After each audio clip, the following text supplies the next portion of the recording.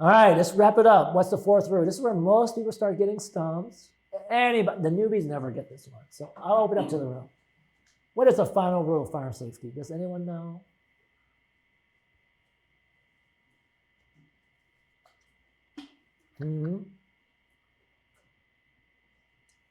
I told you. Let me give you a hint.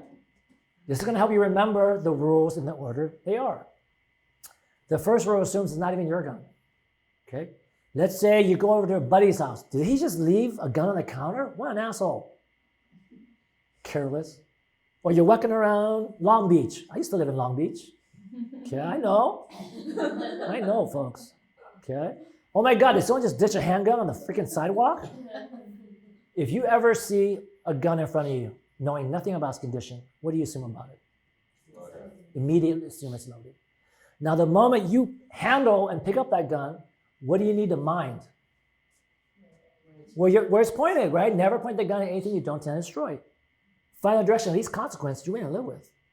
Now, if you're not ready to shoot this gun yet, what do you need to worry about? Where should the finger be? On the frame. On the frame. We'll talk about parts of the gun after this, but on the frame, above the trigger guard. Plant it with intention. Now I am ready to shoot it. I'm going to shoot that yellow circle I've been pointing out the whole morning. Would you really want me to shoot this yellow circle? No, we're in a hotel room. There should not even be like guns with live ammo in here. Got it? No. Okay? But let's talk about the gun range. You were at a gun range, indoors. You know, it's kind of like a bowling alley, but with bullets, for those of you who are yet to experience it. Think about a gun range, right? Before they actually shoot their paper target, what do they got to worry about before they shoot it? What do you have to mind? Hearing protection. Your hearing protection, yes, eye protection. But at the moment you fire the gun, what do you got to worry about? Could you have other neighbors' targets next to you? Don't shoot your neighbors' targets, right? Folks, explain to these other folks who've never been, what is the paper target hanging on? What are those clips made out of? Metal. It's like a carriage system, right? Right, like a pulley. You press a button and it just moves the paper target wherever you want it. That carriage is made out of metal. You know, one day I was teaching indoors, and the person next to me was so bad. Even though they say don't point at the ceiling, what do you see in the ceiling at every gun range? Holes in the ceiling. People are that bad. And this person shot towards the ceiling. It hit the metal carrier. The thing's swinging around. It ricocheted, cut my student in the arm. I had to get my student a Band-Aid. One of many reasons I no longer teach indoors. Okay? So it ain't just your target you gotta worry about. You gotta worry about what else is around the target, right? And then where does the bullet keep on going? 1200 feet per second. Where's it going after that? You have to account for all that, right? So here's the last rule. Always know your target, its surroundings, and what is beyond it. Always know your target, its surroundings, and what is beyond. That's the last rule.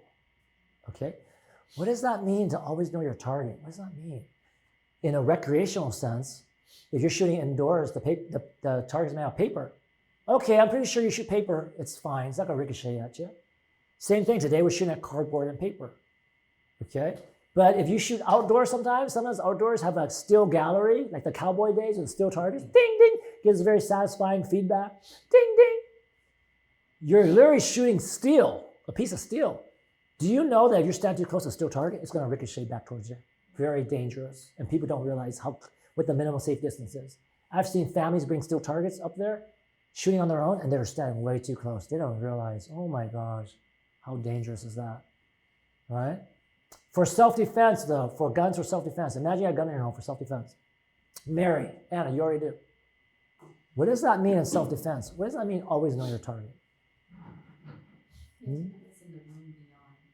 Okay, but what about your target? What about it? You're a parent, yes? No. How old are your children? I have one kid, she's 6. You're teenagers over here. Okay, have you heard this tragic story? The parent wakes up in the middle of the night because they think there's a home intruder. They rush downstairs with a gun, and in the dark, in the living room, they see a shadow. Shouldn't be there at 3 in the morning. So they go bang, bang, bang. And then they turn on the lights. Who have they shot? Wow, you just shot your teenage kid who was simply trying to sleep back in the middle of the night. Come on, we were all teenagers, right? Come on. Wow, parent of the year? I guess you didn't know your target. So folks, in self-defense terms, always know your target means, did you positively identify your target? Did you actually know who he is you're shooting? Right? Folks, you literally cannot just shoot first and ask questions later, okay? Only the police are allowed to do that. It's true, right? Anna would tell you, she's the lawyer. Police have a legal instrument called qualified immunity. All a cop has to say is, I fear for my life. Okay, get out of jail free card. We don't have that. I don't think anyone should have that automatic ability to dismiss taking a life. Okay? But yes, always know your target is, did you identify your target? I live in a small studio apartment. My front door is literally 15 feet from my bed. Someone busts my door in 3 o'clock in the morning. Am I just gonna go guns blazing? Could be my neighbor, he's drunk. He forgot his key. He thinks he's busting in his door. Am I just gonna like shoot him for that? No, I'm gonna say, hell no, get out of here. Right? I do not know what kind of country we live in. People are so overly paranoid. I don't know the fear mongering of the news. Everyone's just itching to use your gun. You heard about that old white man who shot a 15-year-old black child through the door because the child rang on the wrong doorbell? Did you hear about that? You didn't hear about that? Or how about the delivery driver who just drove up the wrong driveway and they're just going to shoot somebody because they drove up the wrong driveway? What is going on with so many Americans with guns? And they just are so paranoid, they're not going to give someone the benefit of the doubt and just going to go guns blazing first. Idiotic. Don't be that person. Okay? Folks, always know your target, its surroundings, and what is beyond. Do you know why it's your last rule? It's your last chance. Are you sure you're going to shoot right now? Because Alec Baldwin found out there's no redo button.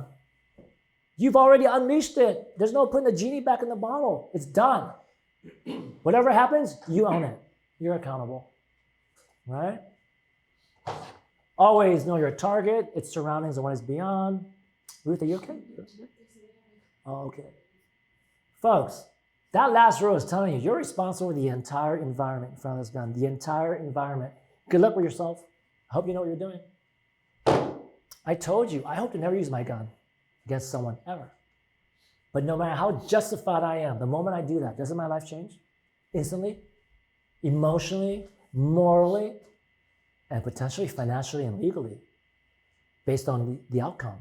I might have to ask Anna for a criminal defense attorney referral. Yeah? Your life changes. I hope you know what you're doing. Okay? Don't be so quick to pull that trigger because you literally can't take it back. It's done. Okay? Good. There's the 4 rules.